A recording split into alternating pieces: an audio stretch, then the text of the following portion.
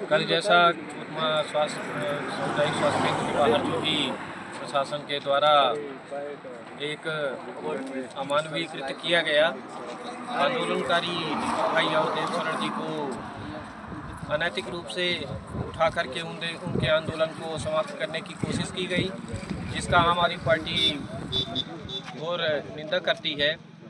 और प्रशासन के इस रवैये से यह तो मालूम पड़ गया कि स्वास्थ्य विभाग की अव्यवस्था की आवाज़ को लेकर के हमारे साथी जो आंदोलन कर रहे थे, कहीं ना कहीं वो सारी कमियां प्रशासन ने खुद ही उजागर कर दी। जनता के गाढ़े टैक्स का जो पैसा है, जो स्वास्थ्य विभाग में सही तरीके से लगना चाहिए था, ये स्वास्थ्य विभाग के भ्रष्ट अधिकारियों द्वारा उस पैसे को गबन कर लिया जाता है।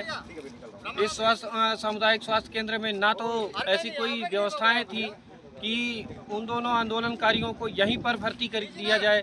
ऐसी क्या परिस्थितियां हो गई और क्या ऐसी बीमारी थी इनको, क्या इतनी गंभीरता हो गई कि यहाँ से 40 किलोमीटर दूर उन्हें अनूपपुर के जिला चिकित्सालय में भर्ती किया गया और हवाला क्या दिया गया कि उनकी तबीयत खराब हो गई, उनकी स्थिति बहुत ज़्यादा गंभीर है। और जब शाम को उनसे बात की गई तो पता चला कि दोनों जो भी आंदोलनकारी थे उनको ले जाकर के जैसे कि एक डंप यार्ड में कचरे को फेंक दिया जाता है, उसी तरह से हॉस्पिटल में दोनों आंदोलनकारियों को ले जा करके और छोड़ दिया गया।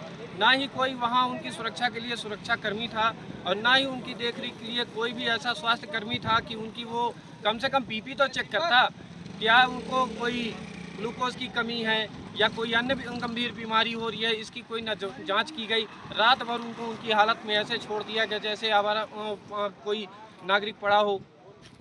ऐसी जो भी ये गतिविधियां की गई हैं, हम सभी साथी और जो कोतमा जनता और आम आदमी पार्टी, ये सभी मिलकर के इस कृत्य का बहुत ही घोर विरोध करते हैं। और हम दीपक भाई और देवशरण भाई को यह आश्वस्त करना चाहेंगे कि आपके आंदोलन को आम आदमी पार्टी और हम सभी कार्यकर्ता साथियों का हमेशा साथ रहा है। आप जिस स्तर तक लड़ाई को ले जाना चाहेंगे, हमेशा उस तरह का लड़ाई हम आपके साथ लड़ने को तैयार हैं। आगे जनता जो भी साथ देगी उसके लिए हमें उनका आभार व्यक्त करना है।